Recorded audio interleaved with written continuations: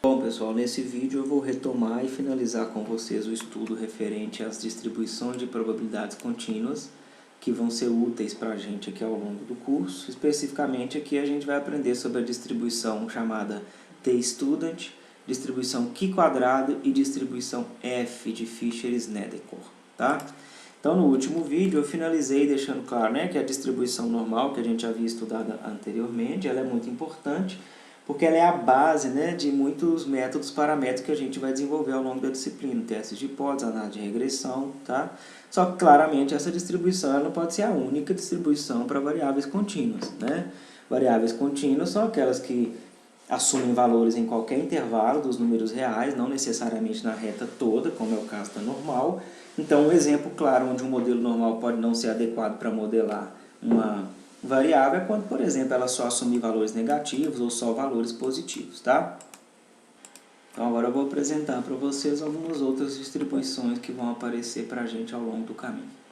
A primeira delas é uma distribuição chamada T-Student ou T de Student, que esse student aparece aqui por causa de um pseudônimo do pesquisador que propôs essa distribuição há muito tempo atrás. Ele usava quando trocava cartas com outros pesquisadores famosos da época, Pearson, Fisher e entre outros caras que fundaram as bases da estatística, tá? E aí, quando uma distribuição x, uma variável aleatória, desculpa, x, eu digo que ela tem uma distribuição t, eu estou me referindo a uma variável que tem associada a ela uma função densidade que tem essa cara, que é diferente da função densidade que gera o modelo normal, tá? E nesse caso daqui é uma variável que assume valores na reta inteira, assim como acontecia com o modelo normal, mas aqui a gente só tem um parâmetro para essa distribuição e ele vai ser representado por essa letra grega ni, tá? E esse parâmetro ele é chamado de graus de liberdade. Lá na normal a gente tinha dois parâmetros na função de densidade, que era a média, mi, e a variância, sigma, né? O desvio padrão, sigma. Aqui na t a gente tem um outro parâmetro que é chamado de grau de liberdade, tá? Essa t específica que a gente vai trabalhar é uma t centralizada, de forma que a média dessa distribuição ela é zero, então ela é muito parecida com a distribuição normal padrão. Ela é uma curva simétrica em torno de zero, só que a característica principal que diferencia ela da normal é que, quando eu tenho o valor do parâmetro em valores mais baixos, essa distribuição ela tem cauda mais pesada do que a normal padrão, tá? O que isso significa? Essa curva verde aqui, ó, ela é a curva de densidade da normal padrão. Então, ela é centrada em zero, tem aquela concentração característica da normal padrão, em torno da média zero. A T centralizada também é em torno de zero, só que o que acontece? Para graus de liberdade pequenos, e esse grau de liberdade pode ser qualquer número maior que zero, em geral a gente só trabalha com números inteiros, né? Quando os graus de liberdade são pequenos, como por exemplo igual a 1, nessa minha curva vermelha, a probabilidade de ocorrência de valores de x aqui, ó, ela é maior do que a gente teria na curva da normal. Se eu pego um valorzinho de x aqui na reta, ó, a probabilidade de eu observar uma coisa maior ou igual que aquele x é bem baixa sobre a curva verde, que seria só essa áreazinha abaixo da curva verde, e na curva vermelha essa área é bem maior. Então, a t, a diferença dela para a normal é que quando o valor do parâmetro dela é pequeno, ela me dá uma probabilidade maior para valores extremos. Então, isso pode ser mais interessante em alguns casos do que trabalhar com a normal, e isso vai acontecer, tá? Para valores altos do grau de liberdade, as curvas se aproximam, elas ficam muito próximas. Agora, assim como lá na normal, aquela função densidade da t não é nada amigável, a gente não consegue calcular a probabilidade diretamente com ela, fazendo integrais, por exemplo, usando a definição habitual de cálculo de probabilidade para variáveis contínuas. Então, o que acontece? Aparece de novo uma outra tabela, porque para alguns valores do parâmetro, grau de liberdade, e para algumas probabilidades, essa tabela ela foi feita e foi disponibilizada para a gente lidar com probabilidade nessa distribuição T. Aqui está um pedaço dessa tabela, mas vocês vão ver ela completa lá no SIGA-A, ela vai estar disponível. O cabeçalho dessa tabela ele traz aqui para a gente o que essa tabela está me representando. Tá? Então aqui é importante diferenciar. Ó, o que acontece com essa tabela? Em cada linha da tabela eu tenho alguns percentis associados a algumas probabilidades em cada linha.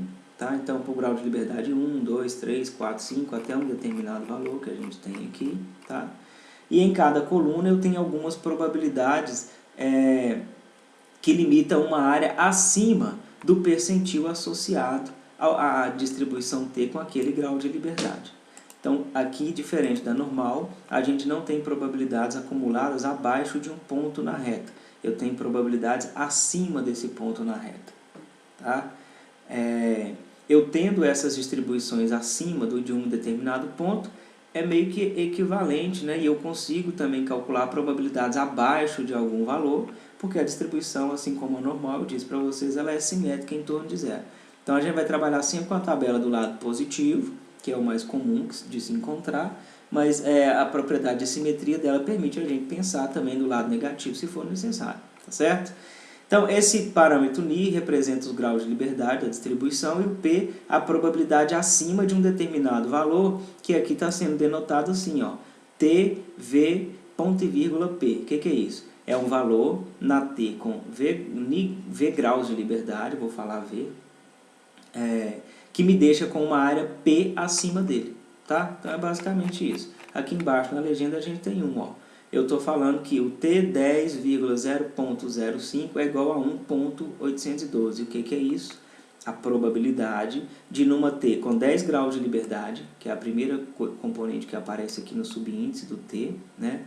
Que me deixa com uma área acima dele de 0,5, que é a segunda componente aqui do meu subíndice do T, é o 1.82. O que é isso? De onde veio isso? Pega uma distribuição T com 10 graus de liberdade, só essa que me importa, certo? Nas colunas eu tenho as probabilidades acima dos valores que estão sendo mostrados aqui nas linhas referentes aos percentis. E se eu cruzar então a informação da T com 10 graus de liberdade e a área acima do valor sendo 5%, 0,05, eu tenho que o valor é 1.812. É isso que eu tenho com a minha tabela, tá certo? Então, quando a gente precisar calcular probabilidades com essa tabela, é assim que a gente olha, tá? E por aquela questão da simetria, a gente só vê o lado positivo da tabela, mas como ela é simétrica, a gente consegue trabalhar com o negativo, pensando de maneira similar, a gente sempre fez lá na normal, tá bom? Então, eu deixei aqui alguns exemplos para a gente resolver. O primeiro deles é encontrar qual é o percentil que na T com 19 graus de liberdade me deixa com uma área de 5% acima dele. Isso daqui é a notação para um determinado valor que vai estar lá naquela tabela. O primeiro valor aqui é sempre o grau de liberdade, que para a gente vai ser sempre um número inteiro, o menor deles é 1. E o segundo componente vai ser a probabilidade acima de um determinado valor. Então, se eu estou caçando na T19 o valor que me deixa com uma área 5% acima dele, basta eu ir na tabela da T com 19 graus de liberdade, o resto não me importa mais, e fazer um cruzamento dessa informação com a coluna do 5%, que é a probabilidade acima que eu estou interessado. Como está pedindo acima, é só olhar diretamente na tabela. Aí a gente vai ver que é 1,729, como eu deixei resolvido aqui para vocês verem. Então, assim como na normal, a gente fazer o desenho de uma curva simétrica em torno de zero e colocar qual é a área que eu estou procurando ou qual é o valor que eu estou tentando localizar uma área, isso ajuda bastante. Tá? Então, acima do 1.729, na T com 19 graus de liberdade, só 5% dos valores vão acontecer, todos os outros são menores. Tá? Por questão de simetria, a gente já ganha aqui também de tabela, qual é o valor na T19, tal que a área acima deste valor é 0,95. Se a gente pensar no desenho de uma curva simétrica em torno de zero, aquela T19, que é a mesma que a gente trabalhou nesse primeiro item, o valor tal que acima dele eu acumulei 95%, ele tem que estar do lado negativo. Por quê? Porque a área abaixo de qualquer densidade de probabilidade, seja T, seja normal ou qualquer outra, ela é sempre 1. Se acima dele tem 95, para baixo tem que ter 5% só, né? E como ela é simétrica em torno de zero, metade da área está abaixo de zero, 50%, e os outros 50% acima. Então, ele tinha que ser negativo mesmo. Mas quem é esse valor? Como eu já achei que na T19, o valor que me deixa com 5% acima dele é 1.729, por simetria, o valor que me deixa com 5% abaixo dele, e necessariamente, então, 0,95 acima dele, é o simétrico de 1.729, ou seja, o menos 1 0,729, certo? Aí agora, só para fixar, eu vou encontrar quem são esses dois outros percentis de interesse aqui. O valor que na T com 10 graus de liberdade me deixa com uma área de 0,025 acima dele. É sempre a área acima, porque é a convenção da nossa tabela. Então, com 10 graus de liberdade, só me importa a T com 10 graus. O valor que me deixa com uma área de 0,005 acima dele é o 3,129. E o que eu estou querendo, na verdade, é o que me deixa com uma área de 0,025 acima dele, ou seja, apenas 2,5% dos valores de uma T com 10 graus de liberdade vão ocorrer acima desse valor. Ele é o 2,228, tá? Eu já tinha preenchido aqui nesse lugar os outros dois que a gente tinha encontrado antes, tá? Então, resta agora para mim encontrar quem é o valor na T com 7 graus de liberdade, tal que a probabilidade acima dele é 0,005. Para esses outros dois eu não tinha feito o desenho, mas eu aconselho vocês a fazerem, por mais que fique feio. O que é a T com 7 graus de liberdade ou qualquer uma delas? Finge que isso daqui é a densidade da T7, tá? O que eu estou caçando? Eu tocar na cauda de cima, na cauda superior, porque é a convenção para a nossa tabela, e estou querendo saber quem é o valor que me deixa com uma área acima dele de 0,005. É isso que eu quero na minha tabela. Quem é esse valorzinho aqui na reta? Ó. Quando a gente for lá na tabela, então, da T com 7 graus de liberdade, e eu olhar, cruzar com a coluna do 0,005, que é o valor que eu quero, eu descubro que aquele percentil, aquele valor na reta, é o 3,499. Tá? Então, se em algum momento eu preciso saber qual é o valor que na T com 7 graus de liberdade, apenas 0,5%, né, 0,05% dos valores ocorrem acima dele, é o 3,499. Tá? E aí é assim que funciona essa distribuição T. Quando a gente precisa olhar na tabela, é assim que se faz. E aí, antes de passar para a próxima distribuição, eu vou só notar com vocês uma coisa que é assim, eu comentei antes que quando aquele parâmetro da T, o grau de liberdade, ele aumenta muito, a curva da T ela se aproxima da curva da normal padrão. E aí realmente vocês vão ver que lá nas últimas linhas da tabela da T, quando a gente pega um grau de liberdade bastante alto, os percentis, tais que eu acumulo determinadas áreas acima deles, eles são equivalentes aos que a gente encontraria na normal padrão também. O que eu estou querendo dizer com isso?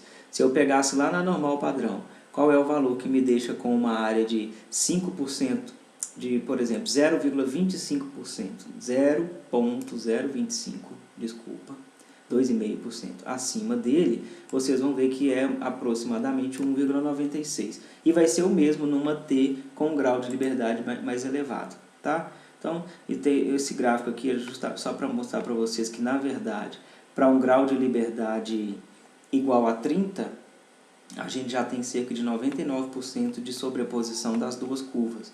Então, a T ela pode ser interessante para a gente quando a gente vai estar trabalhando com eventos em que a distribuição apropriada é uma T com graus de liberdade baixos e que valores nas caudas são bem mais prováveis do que seria na normal padrão.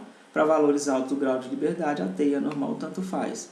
Tá? Então, pode ser que essa distribuição seja útil nesse sentido e é isso que vai acontecer para a gente.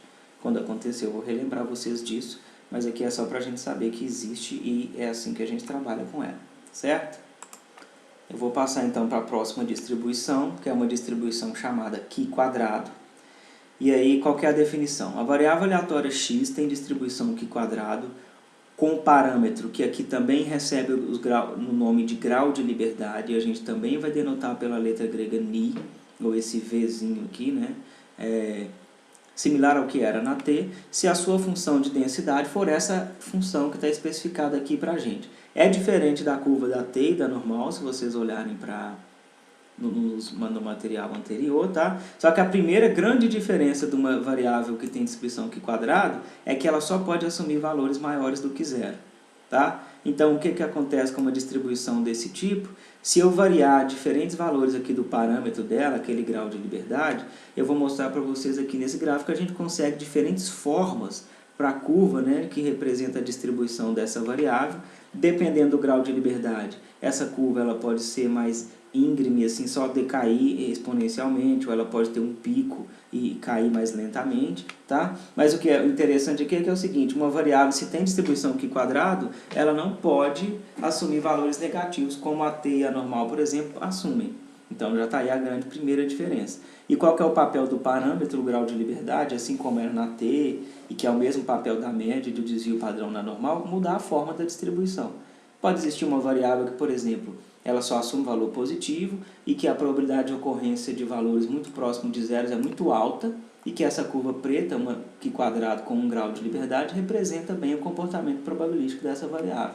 Mas pode ter outra que só assume valores positivos, mas, por exemplo, são valores mais aqui assim em torno de 1,5 e 5. Então, essa curva rosa pode ser que represente melhor do que a curva preta. Tá? Em cada caso vai ser uma, mas essas são as características dessa distribuição.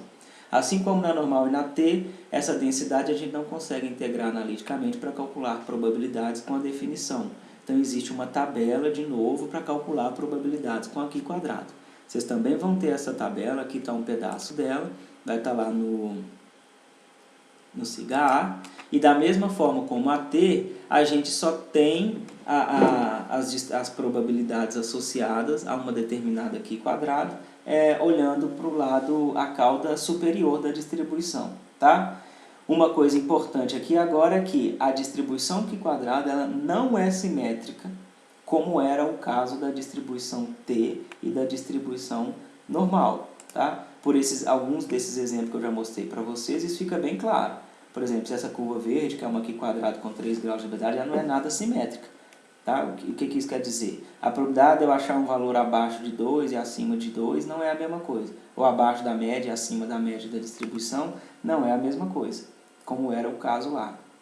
Então, por isso que lá na tabela daqui quadrado que a gente vai ter, eu tenho até alguns valores de probabilidade acumulada acima de um determinado ponto na curva, para valores altos, ou seja, são valores aqui mais próximos de zero, e eu tenho também valores cuja probabilidade acumulada acima deles são menores, ó. Necessariamente vão ser valores mais na cauda da distribuição.